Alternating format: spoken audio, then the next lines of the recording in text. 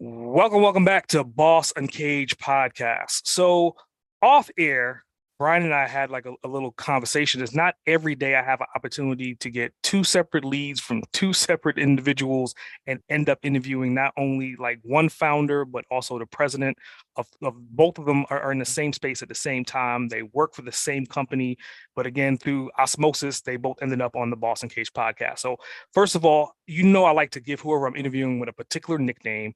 So in today's case, I'm going to nickname this boss the White Label Boss. So Brian, the floor is yours. Why don't you tell the audience a little bit more about you and what would you like to talk about today?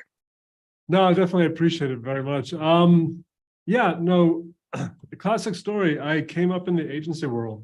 So my background is working in agencies all my time. And the beauty about this white label spin is now I support agencies across the board. So I've just been able to continue it, like everything that I've learned being client-facing in agencies, I've been able to grow and kind of be able to contribute there. And that's the key. White Label IQ does just that. We support about 40 to 60 different agencies in the background because that's something about white label, about agencies is everybody is outsourcing, everybody has partners, everybody has relationships.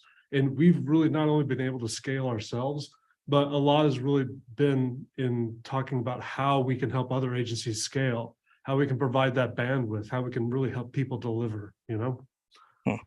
And it's honestly, it really gets me excited. I've loved agency business from the very beginning. So it's kind of been my thing for so long. Yeah, so I definitely want to like talk about that to a certain extent. I mean, obviously, like looking into your background and my background is very similar, right? I mean, it's kind of like, well, I like design, so I'm going to get me a graphic design degree, right? And then it's like, well, graphic design is great, but then I need to kind of think about like web a little bit, and you kind of go into like Bachelor of Science, Information Technology, and then pretty much end up at Harvard Business, right? Kind of like you're talking about strategies now, so it's like it's layering up each one of these phases. Let's just take it back a minute, right? Do you think that your graphic design degree kind of helps you today, even though that you're more on the strategy side of things?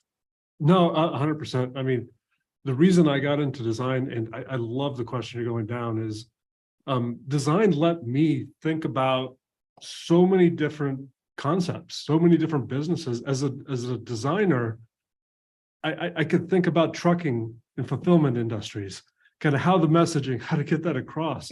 I could think about like apparel. I could jump from one area to the other and think about all these kind of complex situations, complex audiences. And it really kind of gave me a really strong critical thinking capability there. But now when I say that, what I really mean as a designer too, is you really have to have a strong sense of empathy. I mean, as you're really trying to communicate someone else's message to an audience you may not necessarily be a part of. So you really have to start to understand the audiences and the people. And that's what got me excited, just trying to figure it out. That whole concept of creative problem solving is, I mean, it's something just so key. Even in today's world, it just gets more and more relevant. And for me, that was really exciting. And that's where design really caught my eye. I could really get into it. I could think about those empathies. And at the end of the day, I actually started with a degree in fine arts painting and realized I wasn't very employable there. So let's just keep building up on this, right? So obviously you're saying that design is still fundamental based upon what you're doing, even at the high level of strategy, which then kind of goes into the technology space, right? So obviously you got your design degree, and then the other side of your brain, and I would say, if I had to guess, you're pretty much half creative and half analytical. So your analytical side is kind of like looking for, I'm building things creatively, but I want them to be functional. So I want you to kind of talk about like, where do you see that second degree coming into play? When I made that decision, it was very much a practical decision, just kind of seeing how a lot of print design was moving into web and how I could carry a lot of like, the visual identity work over, but I needed to get more technical. I felt that's where the future was going. And I really just, in curiosity wise, I just needed to know. And from there, it really helped me gain like an appreciation for what needs to be done, because developer world and art world, design world, they're different. And communicating and bridging those two worlds together is kind of where I ended up landing. when you go into development, and my second degree was in development, you realize that eventually that you have to specialize to really be good at what you're doing. And I just wasn't willing to do that. I needed a broader application. And being between those two worlds, that's where I landed, talking developer, talking design, and kind of helping carry that across. The development just moves so fast also. It's just wild, and it's just accelerating these days. So let's balance the scales out, right? So now we have design on one hand, we have development on the other hand, right? So I'm going to make two statements, and I want you to tell me which statement you're going to lead more to, okay? You're looking at somebody's design, and the alignment is off. Maybe the color contrast is off. You're seeing some bad uses of fonts, or they're using too many fonts, versus code, and the code is not commented. They have open brackets. The code is not like lined up sexy to where you could look at it and smile. Which one calls to you more?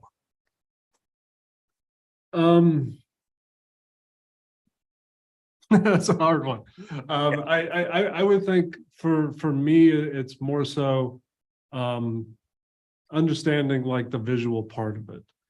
That's in my nature, that's like the visual design from early on. That's where I came in. When I look at it though, it's more than just the alignment.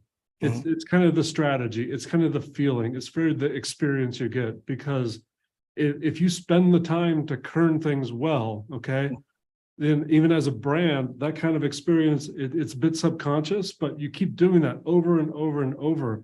The entourage of paying attention to those small details adds a quality to a brand that people might not always see or might not recognize all the time, but it's something that really can kind of help, attract to an audience. It can represent that quality, the luxury in there. And that's what I like about it. I like about in design, there's much of an area of, once again, empathy, trying to understand people, trying to understand the scenarios, the user stories, why are people buying the thing? Because it's very rare, because people don't make rational decisions. People make emotional decisions.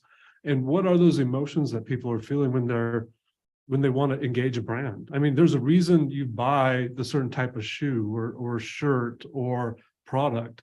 A lot of times it's because you have an attachment to it. It's either because someone else who has it, you had a good experience with it. And these types of things really help us get through life. There's so many decisions we have to make every day. We really have to lean into how we feel about things and what we want, what kind of experience we want out of it, just as a person in today's life, to be able to like make it to the end and enjoy it. And trust that you made a good decision. I can't research shoes every day. I need to know, like, hey, I had a really good feeling. I like how they look. I'm married to that brand for those reasons. It represents me in some way. It's not commercial. It's really about emotions. I mean, just by that answer, I know exactly who you are. You and I speak the same exact language. Like, we have a technical background, but when it comes down to the visual element, like, branding is the key point, right? I mean, like, the visual thing leads into everything else.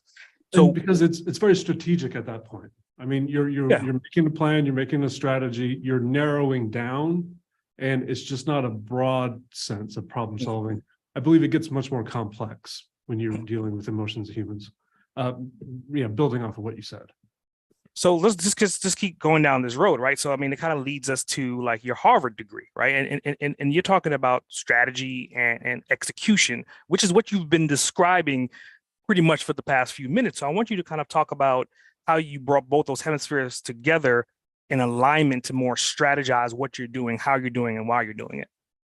So a lot of there was just kind of work with their online classes to be able to kind of really get into a lot of like business fundamentals and frameworks and start to understand how to make this a business. In some ways, I'm looking for the trifecta, right? I've got design, development, and business, and trying to put that all together.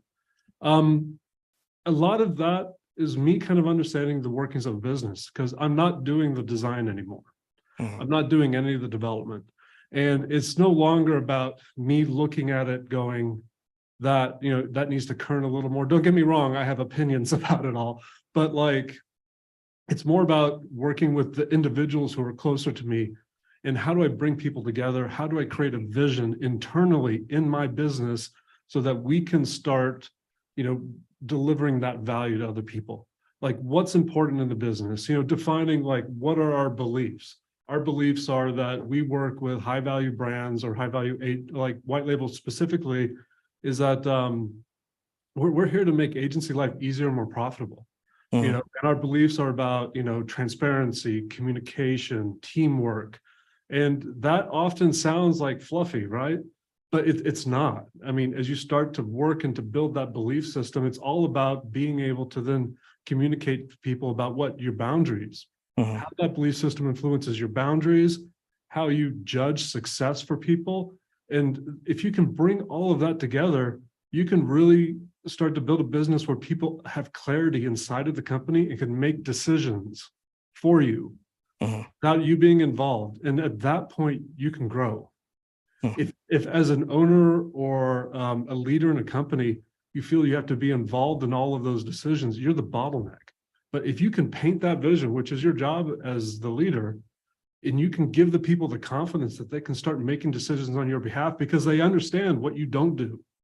They understand why you do it, and they know how success is judged. They're willing to make decisions. They're willing to move the ball forward faster. And in a business, that is the key to growth. The owner is typically the bottleneck. It's the reason agencies grow, and it's the reason they stop growing. Hmm. So all of that being said, and I want people to kind of look at this episode as like a two of two, right? I mean, the original episode, I had an opportunity to interview the founder, right? And that was Jim, and those that remember him by his nickname was the Cornerstone Huh? Boss. I want to kind of talk about like who found who. Did Jim just happen to come across you, or did you happen to come across him? And how did that partnership become what it is today? Now, I was placed by a job placement agency as a production designer to work on brochures Hmm. back in the day. So I've gone from a production designer all the way up to president in the company. So a lot of that really comes from the trust you build in a relationship, how you show up every day, and kind of good communication. Hmm. You know, business at the end of the day is trust. Otherwise, it's just paper and words. So even in Jim finding me and working, there has to be chemistry. There has to be trust that's built through time. And that's kind of the progression to just being able to start being able to deliver and show up every day and have, a degree of integrity in knowing how you're working and why you're working and just kind of understand each other. So it's definitely been a progression. It's been 13 years of working together, and it's been a true blessing, honestly. Hmm. So two, though, I think in that path, there's a lot to say about just persistence and perseverance Yeah. to get where you're going. Which is definitely, I mean, interesting. I mean, you guys have created a hell of a formula, and obviously there's multiple aspects to your business, and there's multiple different business titles. But I really want to talk about like the definition of white labeling in the agency space. Because Mhm. again, white labeling could be different. I could say, hey, I'm going to white label some perfume, go to a company, order the perfume, slap my logo on it. But you guys are taking it to a whole nother level, right? You're white labeling from an agency standpoint. So I want you to kind of talk about like how did that concept came to fruition, and how are you guys dealing with that today? So agencies outsource a lot of work, just period. Okay. And it's just kind of something, whether an agency tells you they're doing it or not, there's a significant amount that aren't. Because unless you're a really large agency where you can afford to have a best in practice, development division, video division, SEO division, so on and so forth, it just gets so complex that agencies do outsource. And even in our time, we're reaching out to different writers, industry specific writers about concrete, about agriculture, education, medical. You need somebody who really understands that field to be able to speak to them well. Okay. So in being in a fully integrated agency where we were doing everything from event planning, to radio spots, to websites, to ad development. We just worked with a lot of freelancers and contracts, and you build a lot of relationships. Being an agency too, it's not easy. There's a lot of different pain points. And we kind of essentially just solved a problem inside of our agency, and that problem grew into its own business. So white labeling it, the concept though is, in essence, we go to the table and we'll often represent as that company. So I might walk in, working with a company in a project, we'll walk through discovery, and then we'll get on a client call. And depending upon that relationship with the client, I might be white label, IQ. We work exclusively with agencies as an agency partner, bringing best-in-class services. Or I might be the digital development director for that agency, and I just represent. But the key to the white labeling, though, is as an agency, it's not like if you're an agency for a company, you're not there to produce a thing like a website. As an agency, the definition of it is that you act on behalf of your partner, okay? And you're there to solve the problems, okay? It isn't like I'm an agency and I'm going to do these 1, 2, 3 things and here's your widget. As an agency, you're there to act on behalf of your client. So from that, you have to solve problems. The problem that you solve is you don't solve it the same way for everybody, because everybody has a slightly different need, audience, see and digest and value different things. So you might come in and need to do radio spots, and you don't naturally have someone who does radio spots very well, so you find that person. The same with web, the same with video. You might have different production qualities. So it's just really important in an agency environment that you know the right person, that you can solve a problem and you're actually solving the problem. You're not just taking that square peg that you have and trying to apply it to every single place on the board. You're saying, hey, I need a round peg for this hole.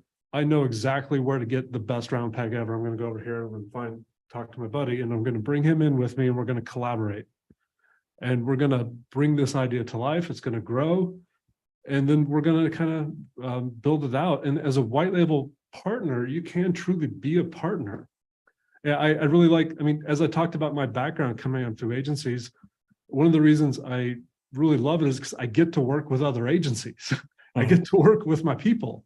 And that makes me happy, and I get to not only solve the problems of my clients, but I also get to help with the problems that their clients have and contribute to it. And that just kind of, I guess, makes me happy. Yeah, I mean, just looking at it from a standpoint of, in today's world, there's affiliates, there's partnerships, there's JV, and then there's white label, and all of them have overlap, right? So I want to know, like out of all those terminologies, they're very similar in different aspects. Why did you guys kind of hone in on the white labeling, considering that white labeling is usually more so in the e-commerce space, right? So why did you guys go down that route? Yeah, I think we went down that route just because it was just a natural progression.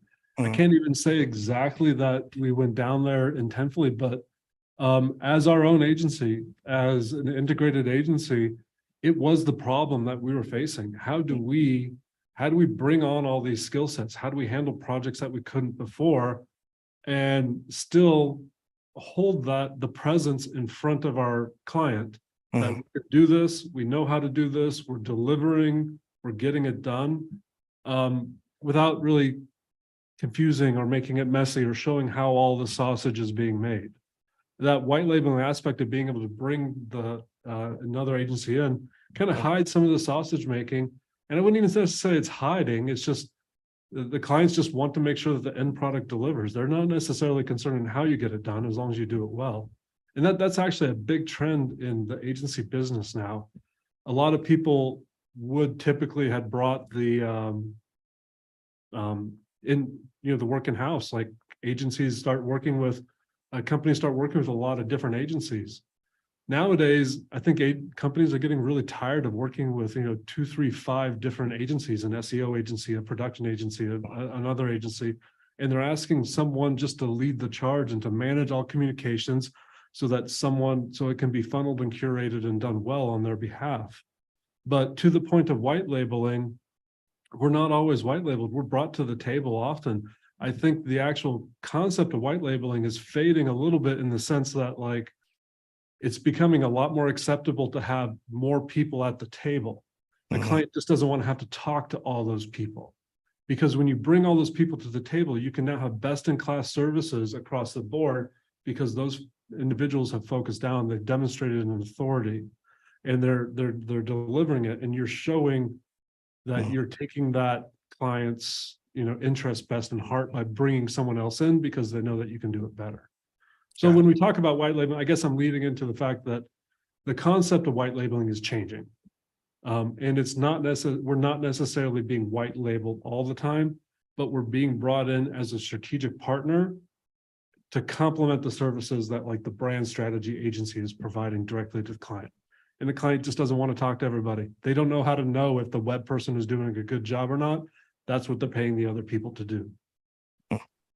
So I think finishing off on that last sentence is it's a solid segue to kind of talk about like profit shares, right? So I mean, obviously, if you guys are kind of like not necessarily the middleman, but you're more like the project manager, right? And obviously in-house, you could do some of the work, but then you're delegating some of the work externally.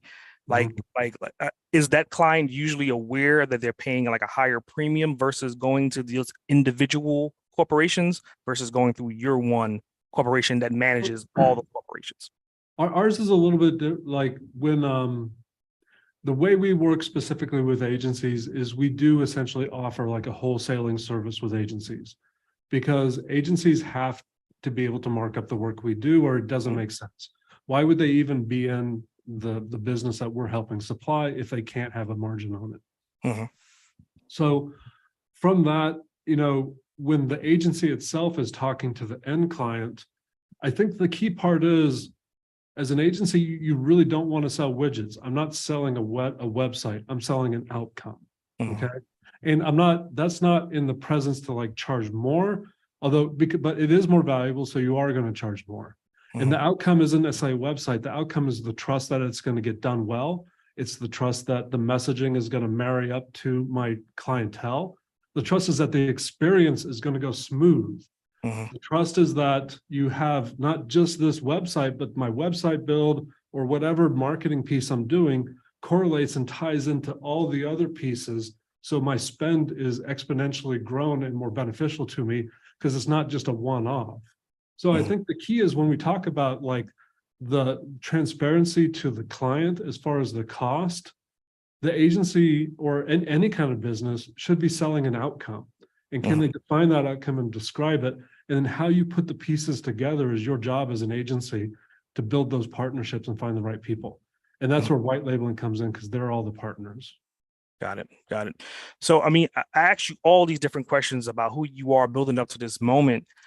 Would you be as articulate as you are currently right now with all the facets of strategy, design, and development? Again, going back, if you did not jump through those multiple disciplines to get you to where you are currently? No, I don't think so. I don't think so because a lot of what gets me excited, as I talked earlier about creative problem solving, is to be able to tie disciplines together, to tie ideas together and concepts.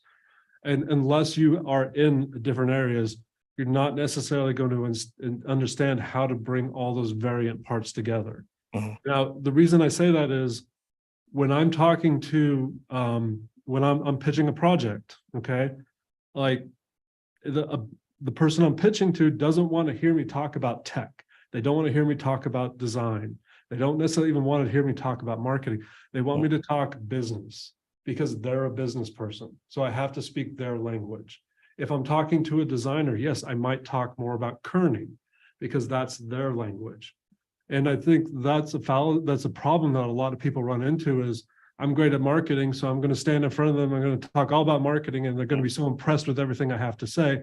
When the truth is, it's the complete opposite. You might as well be speaking Latin because they don't care. They hired you to know the marketing. They want you to talk their language. So as far as the multiple disciplines, what it has allowed me to do is to talk to various more groups of people, and hopefully in a way where they understand and I can relate to them. And that's in many ways allowed me to rise, because now I can bring people together from all those disparate groups and hopefully speak their language, or at least enough that, they'll appreciate me or, what we're trying to do and how I can present it.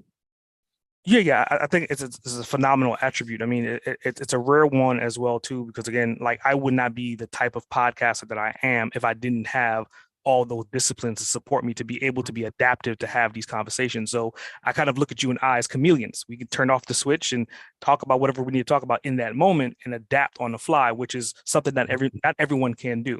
So I want you to then define yourself just by using 3 to 5 words. Yeah, simple's hard.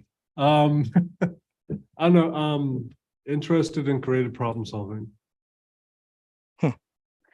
It's definitely interesting because I mean, usually when I ask that question, people list out keywords, but you listed out in a complete thought, a complete statement, kind of define you. So that's definitely phenomenal. So like this talk about like time traveling in this equation. So obviously you jump through multiple different disciplines. It made you who you are, right? And then you understand what you're doing. You're a chameleon. You can turn it on and off. But if you can go back in time, any time in the course of your career, and have 1 hour block to sit down with a younger version of yourself and give that version of yourself some insight, when would you go back to and what would you say?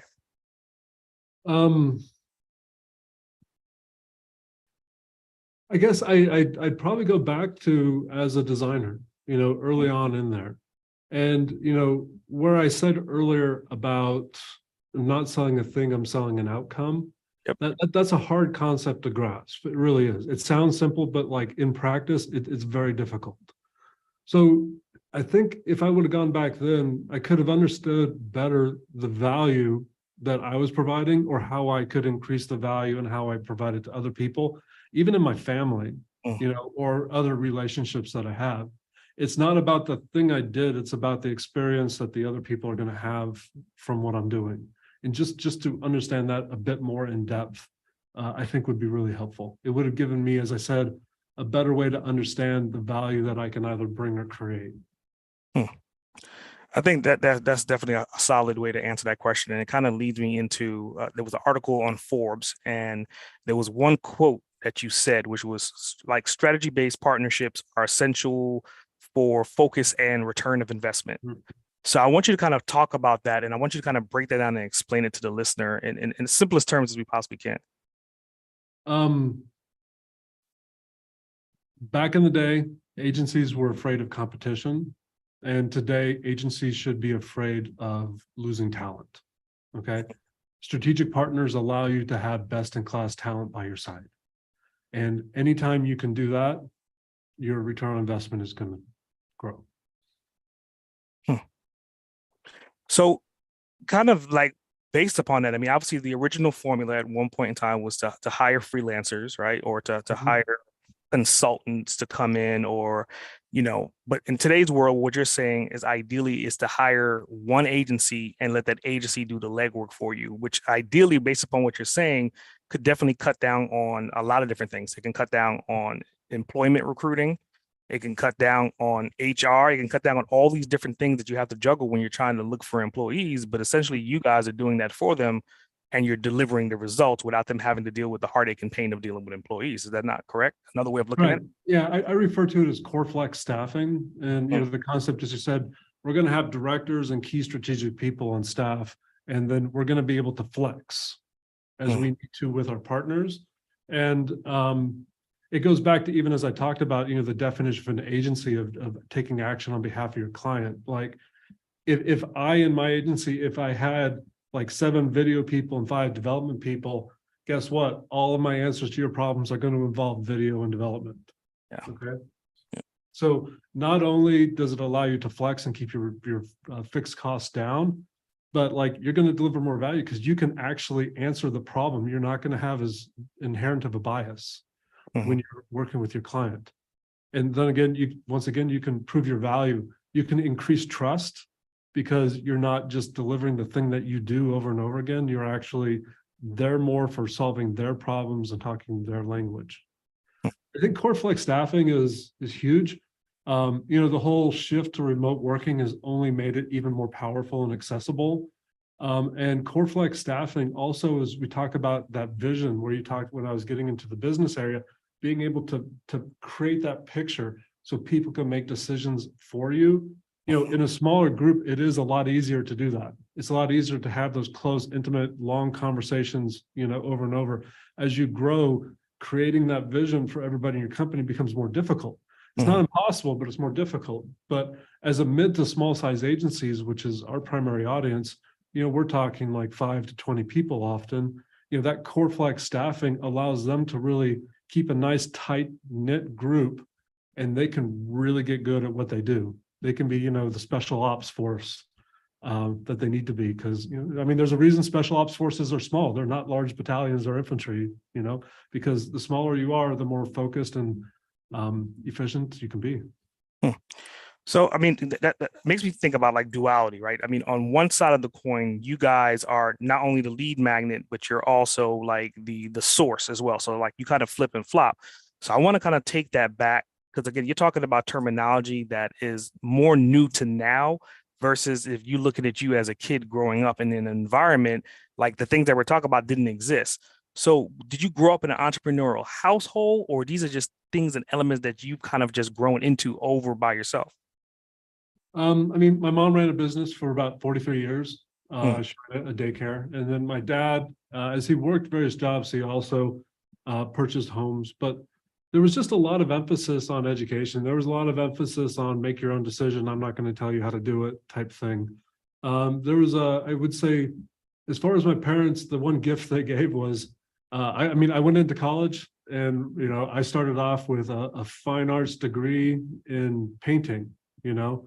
And as valid as that is, a lot of parents would be like, hey, how about business? How about science? How about one of these other like STEM type things, you know? But like my folks, they never questioned me. They're like, that's what you want to do. That's what you're interested in. That's your passion. That's what you should do.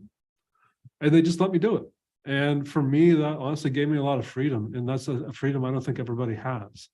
And then I naturally progressed through different areas, but I I don't know. I just think if they would have come at me and said, no, you're not doing this, you need to do this, we're paying for your education, you need to take it more mhm. seriously, or something of that nature, I think it really would have changed my trajectory.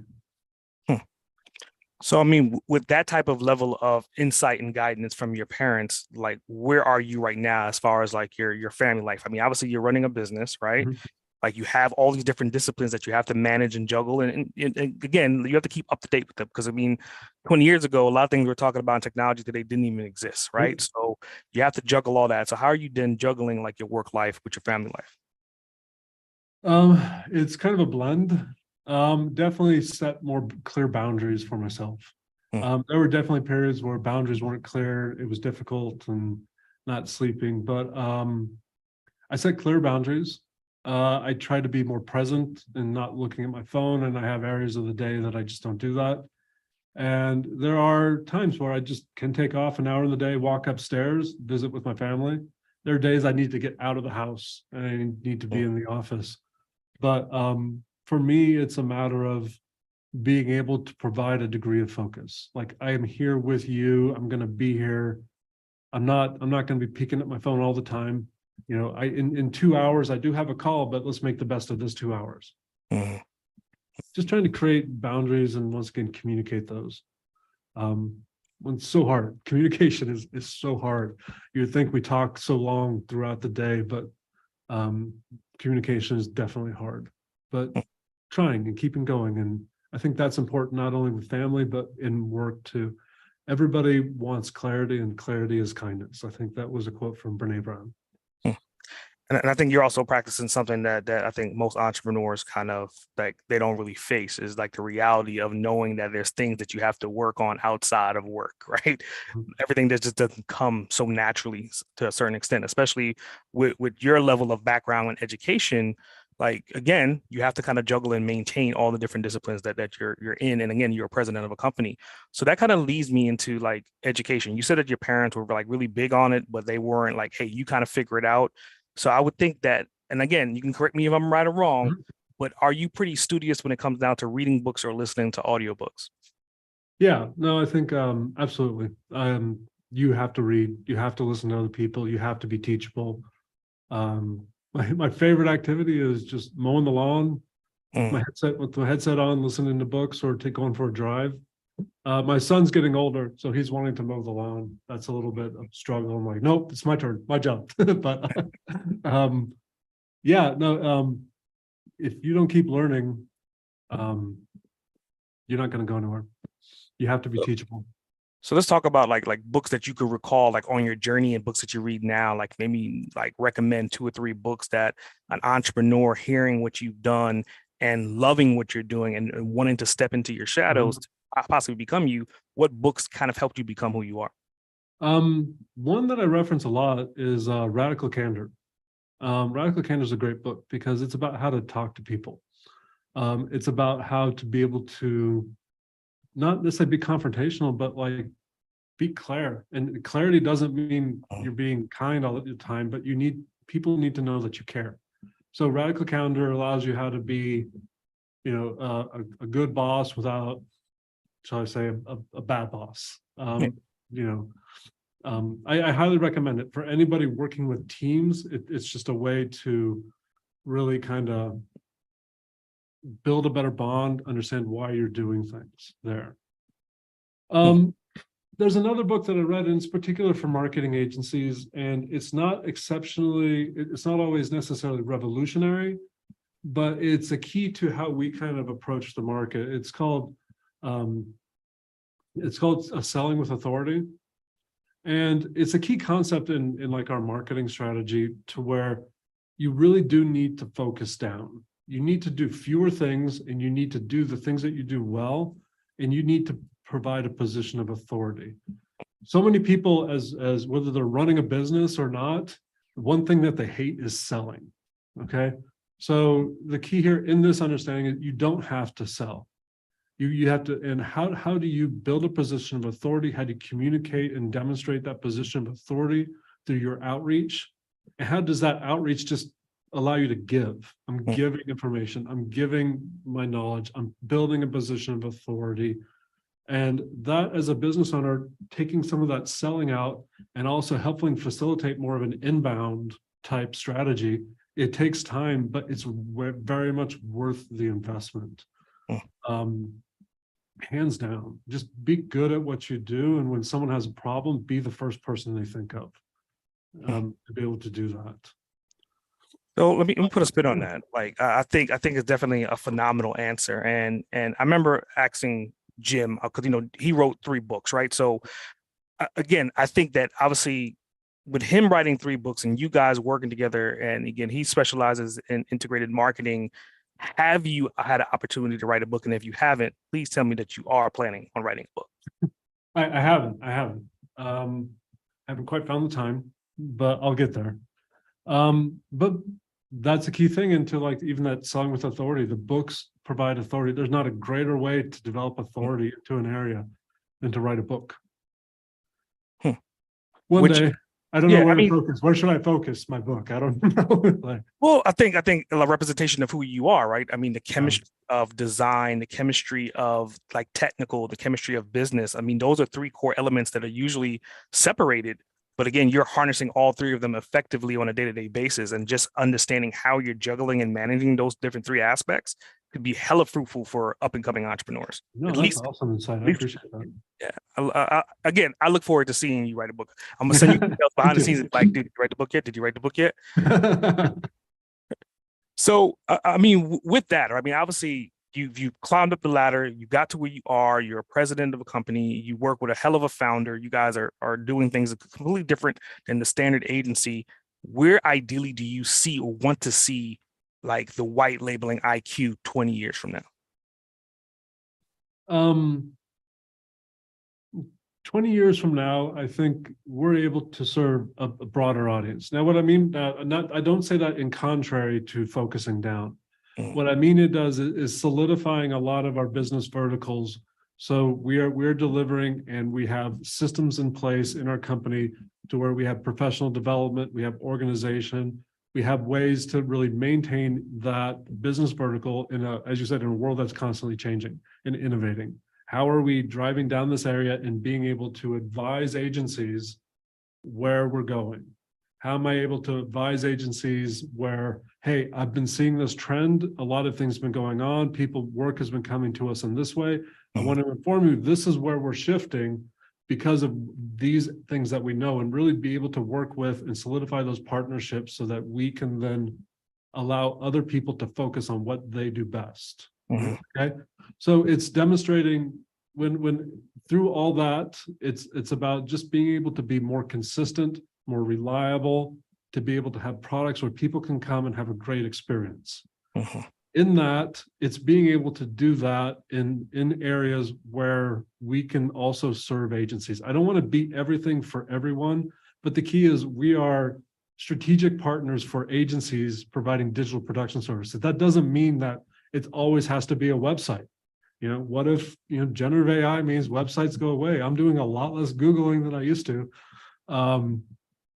What are agencies doing? How do I understand how the industry is pivoting, and how do I support that and advise agencies and be kind of like a lighthouse or a beacon to be able to, or, to know where we're going. So I'd like to be that kind of source and be able to help pivot and move with agencies as the ground underneath us keeps moving, as the wind changes to different directions. I'm loving the framework. I mean, the framework is not a stereotypical framework to where, obviously agencies are always looking for new leads and new opportunities, new B2B plays to kind of figure out who their new clients are going to be. But yours is saying like, hey, we're the agency's agency. Like, what I'm saying? You're like a man's man, you're an agency's agency. Yeah. Like you're the source behind the scenes. So, I mean, with that, let's say agency owners are listening right now and like their first time they're hearing this concept and obviously their minds are blown. What words of insight do you have for them to kind of help them to not only understand what you do and what you can do for them, but ideally keep them on the right path to grow their companies? I think it's repeating a phrase I said a bit ago as don't be afraid of your competition. Be afraid of losing talent in your company. Your talent is going to be, it's always been valuable, but is going to become more and more and more valuable. And a lot of that has to do with like generative AI. Generative AI is going to beat the mediocrity out of all of us. If we can't show up in a substantial way, then there's not room at the table.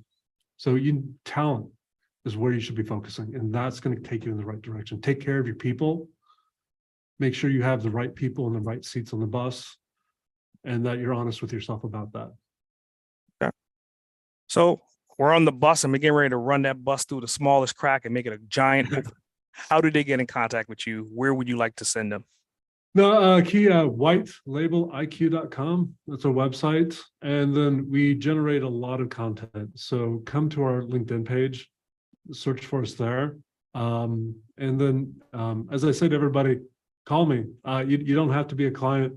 Love to talk to everybody. Love to pass ideas by. Always willing to give a consult. I mean, I think kind of just going back to your design phase, and obviously you're more of a brand specialist than some brand specialists out there. And looking at your website, I mean, there's definitely continuity in the illustration style. So do you have a hand in that, or did you at least hire the person to actually illustrate everything?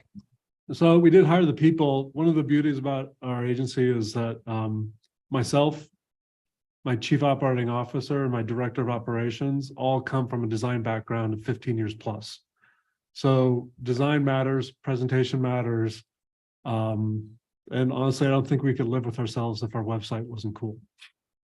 Yeah, I could definitely see that. So it kind of leads me into a bonus round of questions, right? And this question for you is going to be interesting because, again, like there's a toss up, right? So if you could spend 24 hours with anyone, and this person could be someone that you never met from the past that's, obviously not alive, or it could be someone that's alive today that you haven't met, or someone that you have met. Who would you like to spend that 24 hours with, and why?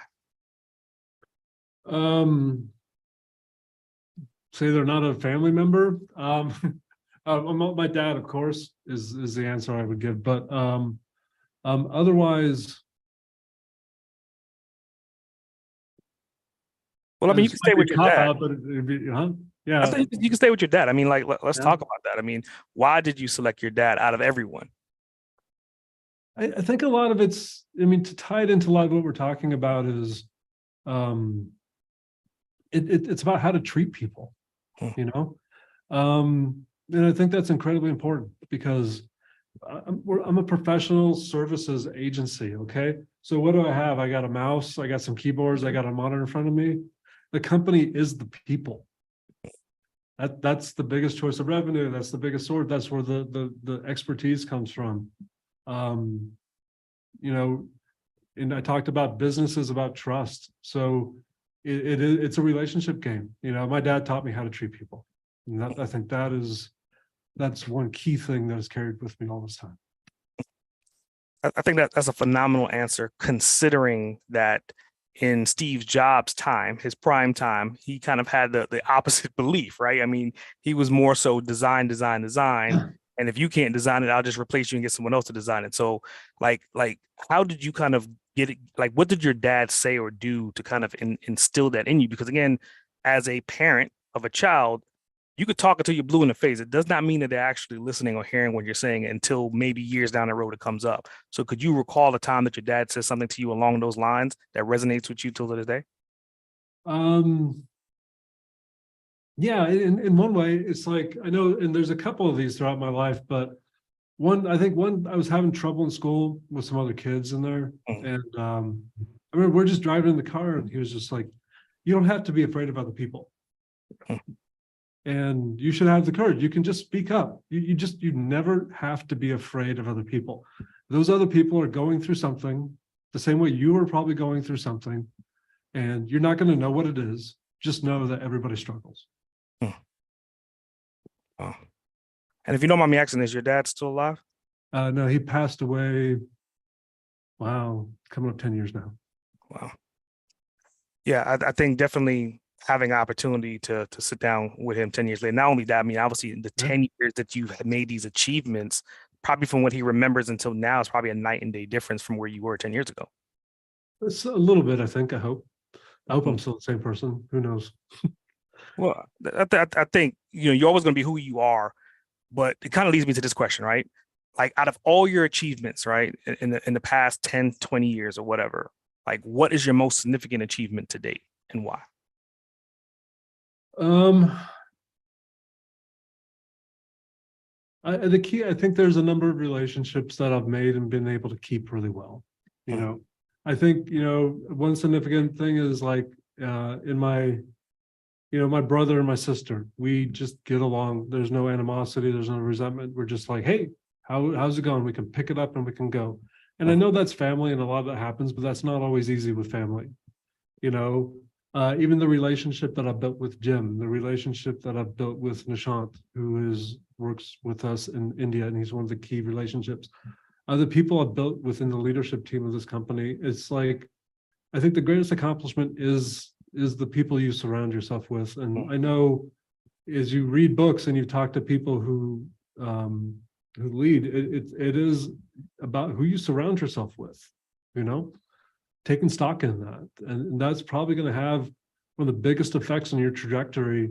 You could be the smartest person in the room, but if you don't have the right people around you, it's not going to matter.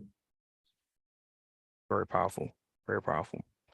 I mean, so with that, I mean, going into the closing of each episode, I like to give whoever I'm interviewing an opportunity to become the host of the Uncaged podcast. So now my show is your show, Well, and I'm now your guest. Do you have any no, I questions? want to know. I want to know a bit about your background. You've talked about a varying background and the relationship here. I'm kind of, and even the nature of how you talk to so many different people in these entrepreneurial scenarios. Um, that's not a narrow area of expertise. That's jumping worlds, and Yeah. it must excite you. How got you here? Well, I mean, it kind of just I kind of summarize it, right? So, and I'll summarize it based upon the disciplines that I've learned, right? My first degree was graphic design, like yours. Mhm. My second degree was web design and multimedia. There you Um, go. then after that, it was September 11th, so there was no job opportunities. So the school that I went to actually hired me as a technician, and that's Mhm. what I learned more so about like IT. I learned about video, audio engineering, Pro Tools, Avid, and all that stuff. And then after that, I went and worked for corporate America, and I worked, everything from graphic designer, art director, IT director, and web developer, webmaster.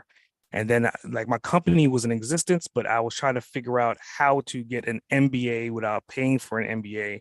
So it gave me an opportunity to then go into corporations and work for a period of time, learn what I wanted to learn, and then leave. An example of that was I worked for Apple for 6 months, and I made my way up to Apple admin. I learned their PeopleSoft system, which is a CRM system. So I learned like their marketing. I learned about units per transactions and sales. And then after that, then I went to Comcast, and I worked for Comcast for about 90 days. And I learned their upsell downsell model. If people don't know about Comcast, like their marketing model for upsell and downsell is flawless. And then that I was like, okay, well, now I need to learn more about finances. And then I jumped into insurance, and I got licensed in insurance, and I started building teams. I started learning more about leadership. And then after that, I was like, I need to know more about the market. So then I went ahead and got my Series 6.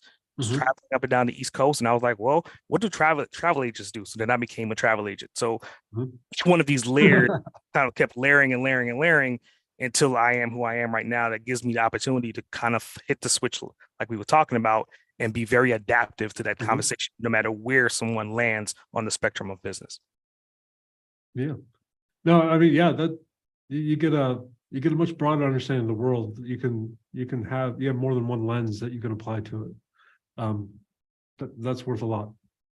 Yeah. Yeah. Do you have any other questions for me, host? What was your favorite? Do you have a favorite? Is a fair question. Yeah, I would think you talking about now or then? Or then. collect? Then? Just in your past, like what of all those, which time did like you wake up in the morning and you just like pop up and you're like, you had purpose? I think because I knew that I was not going to do any one of them, and I was doing all of them collectively as an entrepreneur in the mind of using that data to grow my business. So I would say the entrepreneurial journey, even though it almost killed me at one time, like literally I stroked back in 2018 because I worked myself to death. But I think on that journey of those 18 years, I wouldn't change much of anything because I would not be able to do what I'm doing at scale right now if I didn't have those experiences. I like that. Yep. Well, I definitely appreciate it, man. I think it was a hell of a thing to not only have Jim, but to have you, and kind of now I can kind of see that chemistry because when I was asking Jim about certain things, and then like now I could you're the creative side of the coin, and like the mix and match between both of you guys.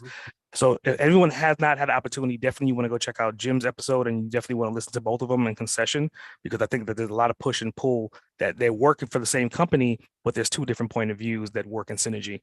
So I definitely appreciate you being here today. I think you gave a lot of knowledge, a lot of insight. And if anybody that's listening is not inspired, then they probably don't have a heartbeat, right? So I appreciate it. Thank you.